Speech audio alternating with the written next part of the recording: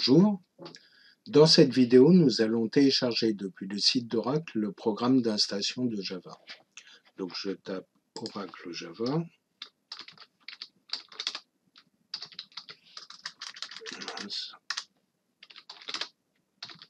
Voilà. Et je vais sur la page dédiée à Java sur le site d'Oracle. Java au départ a été développé par Sun Microsystems, Sun a été racheté par Oracle et Java était dans la corbeille. Vous trouverez sur le net toute l'histoire de Java, c'est d'ailleurs assez intéressant. Alors Java est un des langages les plus utilisés aujourd'hui, c'est le troisième après Python et JavaScript, devant C#, C++ et C. Alors on va aller sur la page de téléchargement. La page de téléchargement fait apparaître les différentes versions de Java qui sont encore maintenues. Donc ici on a la 14 update 2, la 11 et la 8 update 261. Il existe des versions plus anciennes qu'on peut se procurer, mais bon, c'est pas très conseillé. Déjà, qu'est-ce que c'est qu'un update? Un update, c'est un ensemble de corrections et d'améliorations qui sont données à une version et qui sont spécifiées dans la release note. Donc, on voit ici qu'il y a eu sur la 8 énormément d'updates, ça veut dire qu'il y a eu beaucoup de retours utilisateurs, beaucoup de tests, que c'est une version très éprouvée. C'est pour ça qu'on va choisir celle-là. On voit que la 14, à contrario, elle a que 2 updates, donc ça veut dire qu'on a besoin de retours. D'autre part, nous, pour développer, on va utiliser un environnement de développement, un IDE. On va utiliser Eclipse, et Eclipse dans une de ses dernières versions, s'il y en a la dernière, qui sera celle de juin 2020. Et c'est pareil, Eclipse, eux, ils n'aiment pas trop les versions qui ne sont pas encore très stables, donc ils ne vous proposeront jamais un atelier logiciel qui soit compatible avec la dernière version, donc la 14. D'autre part, en entreprise, vous trouverez plus sûrement la version 8 qui est une version éprouvée et permet de produire des livrables stables. Vous en trouverez peut-être des plus anciennes, auquel cas il sera utile de migrer dans une version maintenue pour bénéficier des nouveaux updates, mais aussi des nouvelles fonctionnalités qu'apportent les versions. Donc nous, on va choisir la version 8 Update 261. Alors, on voit que on passe sur la documentation et démos, quoique tout ça soit très utile et que vous pouvez les lire et regarder les démos et les exemples. On voit qu'il y a 3 livraisons. On va en considérer 2 principalement, les JDK et les JRE. Alors, Java est un langage interprété. Ça veut dire que pour l'exécution d'une application Java, on a besoin d'un interpréteur qui est fourni dans le JRE. Okay, et cet interpréteur, il fait le lien entre votre application, qui est multiplateforme, et le système sur lequel vous êtes, qui est Windows 64, Windows 32, qui est Mac, ce que vous voulez. Il y a plein de plateformes, Linux, etc. Okay. Donc le JRE, lui, le Java Runtime Environment, il contient tous les éléments nécessaires pour faire tourner une application Java, dont l'interpréteur. Dans un livrable Java, vous aurez généralement votre application Java, un JRE, avec lequel le JRE avec lequel a été développée votre application, et des librairies supplémentaires si nécessaire. Le JDK, lui, il contient un JRE. Par contre, il est orienté développeur, donc il contient tout un ensemble d'applications, de debugging, de mesures de performance, etc., qui sont très utiles aux développeurs et qu'utilisera l'IDE d'ailleurs. Donc, on va charger la 8U261, donc on sélectionne le JDK. Je vous ai dit que Java, ça interprète et ça fait le lien entre votre application et le système. Donc, l'interpréteur Java et la livraison de Java est, elle, dépendante du système sur lequel vous travaillez. Moi, je suis en Windows 64, donc je vais charger Java compatible Windows 64. Voilà. Donc, je lance le téléchargement. Alors, Oracle va me demander de me connecter à mon compte. Alors moi j'ai un compte Oracle, si vous n'en avez pas, bah, créez-en un. Voilà. Hop.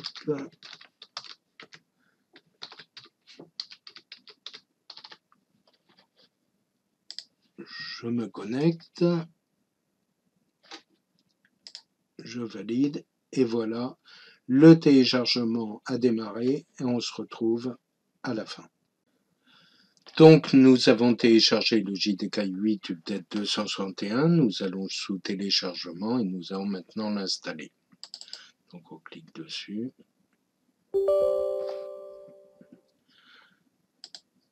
On sélectionne oui, voilà.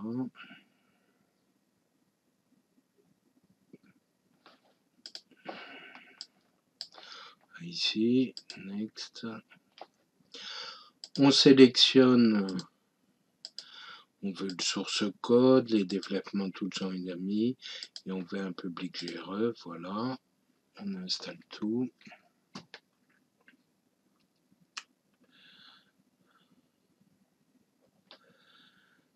Bon.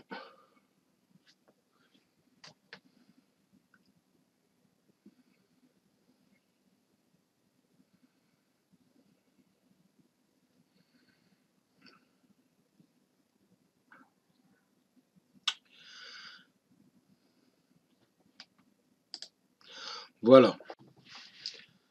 Donc on va vérifier notre installation. J'ai installé un Java Windows 64. Donc je vais sous Programme. Si j'avais installé un 32 bits, un Windows 32 bits, j'irai sur x86. Et suivant l'OS d'installation, vous allez sur le répertoire ad hoc. Donc sous Programme, je vais sous Java et je retrouve bien mon JDK 1.8.0.261. On note le répertoire d'installation, donc CC, Programme, Java, JDK 1.8.261. Sous ce répertoire, nous avons plusieurs directories, bin qui contient des exécutables, include GRE, on les détaillera toutes, ici on a GRE notamment, et on a ici bien les sources, j'avais dit que je chargeais les sources, donc nous avons tout. Donc d'abord on va déclarer des variables d'environnement. Voilà, on va sous, on tape variable, voilà, et on fait modifier variable d'environnement. Donc voilà. Alors on va créer une variable d'environnement qu'on appellera Java Home. Moi c'est déjà fait. Java underscore Home qui contient le répertoire d'installation de Java, de la version de Java qu'on a installée. Okay. Et ensuite on a le pass auquel on rajoute en fin de passe le même chemin avec le répertoire bin qui contient tous les exécutables de Java. Ok, donc on va tester que on a bien tout installé. On lance une fenêtre de commande. On lance déjà Java. Alors Java, c'est l'interpréteur. C'est à lui que je vais donner des classes Java, que je vais donner mon application pour qu'elle tourne, une application quelconque. Alors ici, on a la ligne de commande. Voilà, alors toutes les options de la ligne de commande, il y en a pas mal. On en verra quelques-unes, on ne les verra peut-être pas toutes, mais on en verra quelques-unes. Celle importante, on a le ClassPass, là où il va trouver, en fait, on va faire une sorte de passe des librairies et des librairies qu'il va utiliser. On a la version, on a... Qu'est-ce qu'on a encore? Des gestions de mémoire, etc., etc. Enfin, on a plein de choses. Voilà, alors on va regarder, justement, tiens, on va regarder la version. Si je tape Java-version, je tombe bien sur ma 8U261.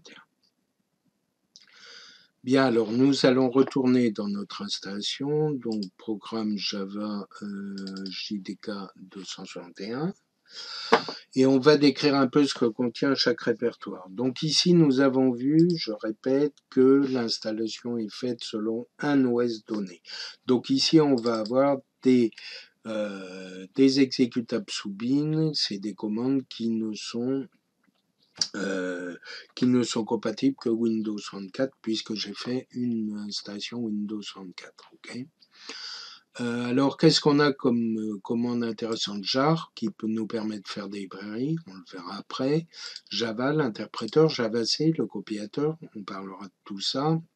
Javadoc, qui permet de générer des docs. JavaH, qui permet de générer des fichiers en tête pour une interface avec le C ou le C++, etc., etc.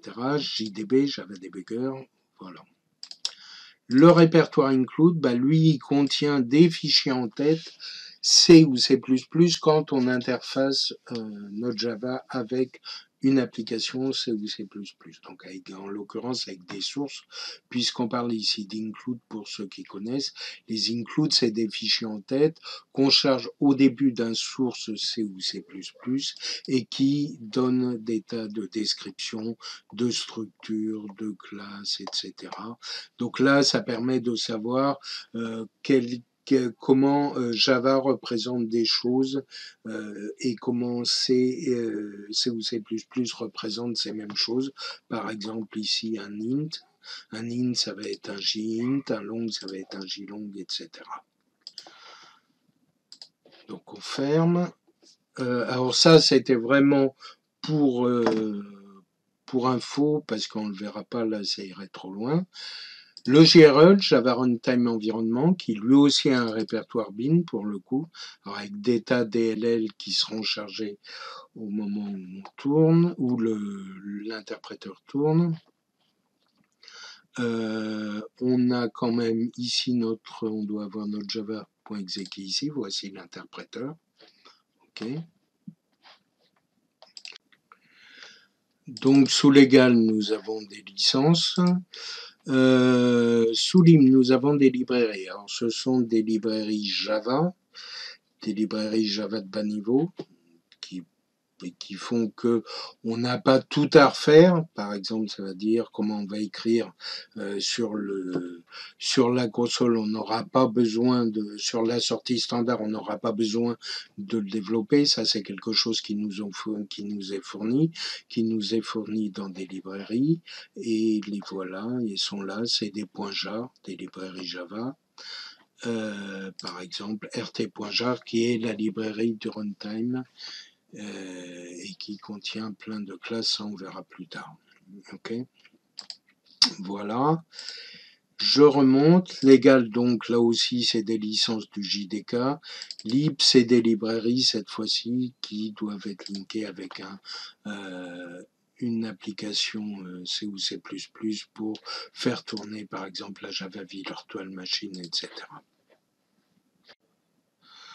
Alors tout à l'heure, quand j'ai installé Java, j'ai précisé que je voulais des librairies. Eh bien, les voilà, ils sont ici. Je voulais les sources Java. Alors, c'est les sources des librairies Java. C'est les sources des librairies qu'on a vues dans le JRE. C'est pas les sources de l'interpréteur Java. Donc, c'est les fichiers sources, donc des fichiers Java, qui nous permettront, alors on pourra faire charger ce point zip par l'IDE, ce qui fait que quand on arrivera à du bas niveau, à du système, à du Java en fait, de l'internal à Java, on pourra aller débugger le code Java, on pourra voir ce qui se passe exactement et c'est toujours fort intéressant. Voilà. Donc là, on a terminé pour cette partie description de l'installation et description de l'installation.